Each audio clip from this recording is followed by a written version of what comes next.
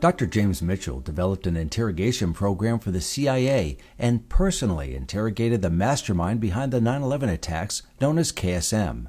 Dr. Mitchell told Fox News that KSM predicted the exact kind of terror that was seen in Berlin this week.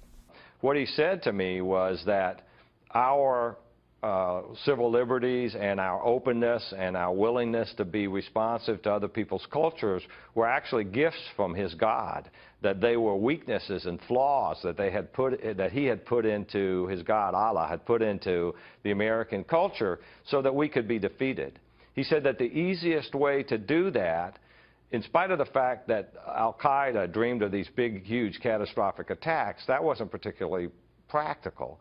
That the easiest way to win the long battle to take over the world with Sharia law was actually through immigration and by outbreeding non-Muslims. He said that like-minded jihadi brothers would immigrate to Western democracies and to the United States. They would wrap themselves in our civil liberties for protection.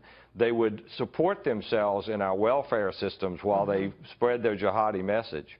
And then, when the time was right, they would rise up and attack. Here's the way political correctness works for a guy like Khalid Sheikh Mohammed. It allows them to operate in our midst without being challenged. It allows them to ratchet up the focus on Sharia law without us pushing back on it. And we end up inadvertently imposing on ourselves the blasphemy laws of Sharia because we cut back on the things that they find offensive. We change the way we dress. We don't have Christmas parties anymore. You know, we don't say Merry Christmas to each other on the street.